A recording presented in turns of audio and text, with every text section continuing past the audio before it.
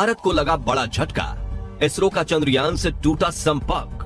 22 सितंबर को चंद्रयान 3 मिशन दोबारा होना था शुरू, लेकिन संपर्क साधने में फेल हुए वैज्ञानिक। दोस्तों, ये हेडलाइन सुनकर यकीनन आपको 4 साल पहले फेल हुए चंद्रयान 2 मिशन की याद आ गई होगी, लेकिन हम यहाँ चंद्रयान 2 नहीं बल्कि चंद्रयान 3 की बात कर रहे हैं। आप सोचेंगे कि चंद्रयान 3 मिशन तो सक्सेसफुल रहा था, फिर यह कनेक्शन टूटने और मिशन फेल होने की बात अब क्यों की जा रही है?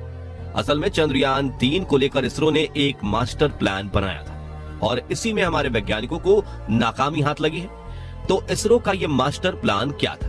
क्यों वैज्ञानिकों को इसमें सफलता नहीं मिल पाई? और क्या हमारा चंद्रयान 3 मिशन भी अब चंद्रयान 2 की तरफ फेल माना जाएगा? यही सब हम आपको आज की वीडियो में एक्सप्लेन करने वाले हैं। साथ ही आपको यह भी बताएंगे कि किस तरह इस प्लान के सफल होने की एक उम्मीद अभी भी बाकी है, इसलिए वीडियो को अंत तक जरूर देखिएगा। साथ ही अगर आप चैनल पर नए हैं तो सब्सक्राइब करना बिल्कुल भी ना भूलें। दोस्तों, इसरो ने प्लान किया था कि 22 सितंबर को जब चांद पर नए दिन की शुरुआत होगी तो वैज्ञानिक इस मिशन को आगे बढ़ाकर एक नए मकाम पर ले जाएंगे।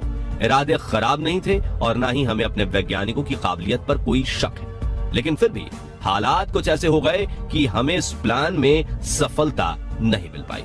साफ शब्दों में कहें तो इसरो वैज्ञानिक विक्रम लैंडर और प्रज्ञान रोवर के साथ संपर्क बनाने में नाकामयाब हो गए। अब आप कहेंगे कि इसरो का संपर्क तो चंद्रयान 3 के साथ मिशन की शुरुआत से ही बना हुआ था, फिर ऐसी क्या नौबत आ पड़ी कि उन्हें दोबारा कनेक्शन बनाना पड़ा? चलिए आपको इसरो के इस प्लान के बारे में डिटेल में समझाते हैं, क्योंकि इससे आपके सारे डाउट क्लियर हो जाएंगे। दोस्तों, ये आपको पता ही होगा कि 23 अगस्त के दिन चंद्रयान 3 ने सुरक्षित रूप से चांद के दक्षिणी ध्रुव पर लैंड किया था और उसके बाद से विक्रम लैंडर और प्रज्ञान रोवर चांद की अंधेरी दुनिया पर रिसर्च करने निकल पड़े थे। अब कायदे से तो इनकी ये रिसर्च और खोजबीन 14 दिन में यानी 4 सितंबर तक खत्म हो जानी थी और ओरिजिनल प्लान के अनुसार ये मिशन भी यहीं समाप्त हो जाना था। लेकिन इसरो वैज्ञानिकों ने प्लान में बदलाव करके मिशन को एक्सटेंड करने का फैसला किया। अब मिशन को आगे बढ़ाने का फैसला इसलिए नहीं लिया गया कि विक्रम लैंडर या प्रज्ञान रोवर 14 दिनों में अपना काम पूरा नहीं कर पाए। इनफैक्ट उन्होंने वक्त रहते अपना सारा काम निपटा दिया। अब बल्कि प्रज्ञान ने तो 2 सितंबर को ही अपना मिशन पूरा कर लिया था। तो फिर वैज्ञानिकों ने इस मिशन को और आगे क्यों बढ़ाया? क्योंकि विक्रम लैंडर और प्रज्ञान रोवर का काम उम्मीद से ज्यादा बेहतर रहा था। जैसा वैज्ञानिकों ने सोचा था, प्रज्ञान और विक्रम अपना सारा काम निपटाने के बाद उससे कहीं ज्यादा बेहतर हालात में थे। यानी इनके सभी सिस्टम और पेलोड वगैरह बिल्कुल सही तरह से काम कर रहे थे, साथ ही इनकी हेल्थ भी एकदम टॉप क्लास थी। अब यहाँ हमारे वैज्ञानिकों को लगा कि मिशन को कम से कम 1 लूनर डे के लिए आगे बढ़ाना बेहतर होगा, क्योंकि इससे हमें चांद पर रिसर्च करने के लिए 14 दिन और मिल जाएंगे और हमें चांद को ज्यादा बेहतर तरीके से समझने का एक मौका मिलेगा। तो इस तरह वैज्ञानिकों ने इस मिशन को एक्सटेंड करने का प्लान बनाया। पर सवाल अब ये आता है कि इस सब में वैज्ञानिकों का विक्रम लैंडर और प्रज्ञान रोवर से संपर्क कैसे टूटा? आप यकीन नहीं करेंगे, पर यह कनेक्शन इसरो वैज्ञानिकों ने खुद तोड़ा था, लेकिन इसके पीछे कारण था। दरअसल 4 सितंबर को जब प्रज्ञान और विक्रम ने अपना असाइनमेंट यानी उन्हें जो काम दिए गए थे वो पूरा कर लिया, तो उस समय चांद के दक्षिणी ध्रुव में रात होने वाली थी। क्योंकि चांद पर रातें तो बहुत ज्यादा ठंडी और अंधेरी होती हैं, ऐसे में उस समय किसी भी तरह के मिशन को अंजाम देना मुमकिन ही नहीं है। यही वजह थी कि वैज्ञानिकों ने अपना कनेक्शन तोड़कर अगला दिन निकलने तक प्रज्ञान और विक्रम दोनों को स्लीप मोड में डाल दिया। प्रज्ञान रोवर का काम लैंडर से 2 दिन पहले खत्म हो गया था, इसलिए उसे 2 दिन पहले यानी 2 सितंबर को स्लीप मोड में भेजा गया, साथ ही विक्रम लैंडर को 4 सितंबर के दिन। अब यहाँ इसरो ने जानबूझकर इन दोनों के रिसीवर को ऑन ही रहने दिया, ताकि 22 सितंबर के दिन जब चांद पर नया दिन निकले तो वैज्ञानिक कमांड देकर इसे नींद से जगा सके। यही वजह थी कि हम सभी को 22 सितंबर का बेसब्री से इंतजार था। लेकिन इस प्लान के मुताबिक जिस बात का डर था वही हुआ। दरअसल 22 सितंबर को चांद के दक्षिणी ध्रुव में नया दिन निकलने पर वैज्ञानिकों ने जब लैंडर और रोवर से संपर्क बनाना चाहा तो उन्हें उनकी तरफ से कोई सिग्नल या रिस्पॉन्स नहीं मिला। इसरो वैज्ञानिकों ने काफी कोशिश की, लेकिन उनके हाथ हर बार निराशा ही लगी।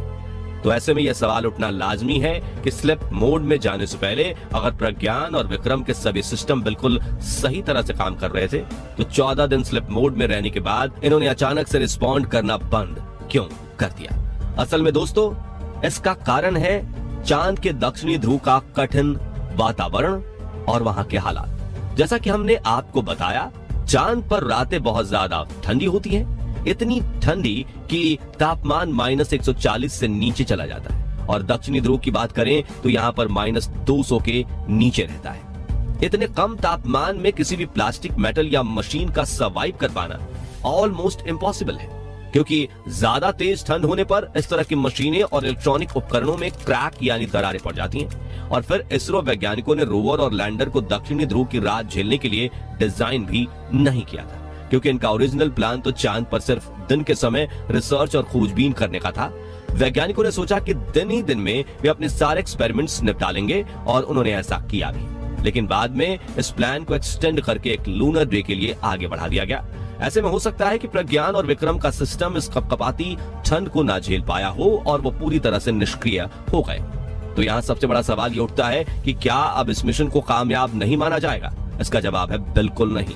चंद्रयान 3 मिशन 4 सितंबर को ही पूरा हो गया था, और इसे इतिहास में हमेशा एक बेहद सफल मिशन के तौर पर देखा जाएगा, क्योंकि अगले लूनर डे तक सरवाइव करना इस मिशन के ओरिजिनल प्लान का हिस्सा नहीं था।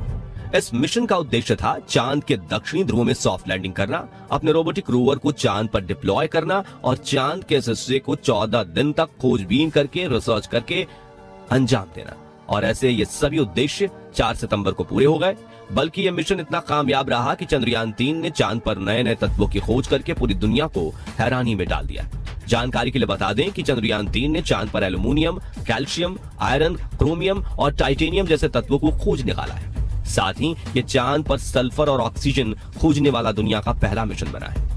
हाँ, इतना जरूर है कि अगर वैज्ञानिक विक्रम और प्रज्ञान से दोबारा कनेक्शन बनाने में कामयाब हो जाते तो ये इसरो और भारत के लिए एक बहुत बड़ी अचीवमेंट होती, क्योंकि एक्सपर्ट्स का ऐसा मानना है कि एक बार अगर प्रज्ञान या विक्रम चांद की एक रात को झेल लेते हैं तो फिर ये आने वाले 6 महीने या हो सकता है कि 1 साल तक चांद की स्टडी करते रहे। पर ऐसा नहीं हो पाया। इस बात का हमें काफी अफसोस है, लेकिन इसका यह मतलब बिल्कुल नहीं कि हम इस मिशन को ही फेलियर मान लें, क्योंकि मिशन को एक्सटेंड करने का प्लान बस एक बोनस की तरह था। साथ ही चंद्रयान 3 ने जो अचीव किया है और इसने दुनिया के अंदर भारत का जो सर ऊंचा करवाया है, वो हमें बिल्कुल नहीं भूलना चाहिए। वैसे आपको बता दें कि इसरो का यह प्लान अभी तक पूरी तरह फेल भी नहीं हुआ है, क्योंकि हमारे वैज्ञानिक अभी भी लगातार चंद्रयान के साथ संपर्क बनाने की कोशिश कर रहे हैं। यानी वैज्ञानिकों ने अभी आस नहीं छोड़ी है, और ना ही हम सबको छोड़नी चाहिए।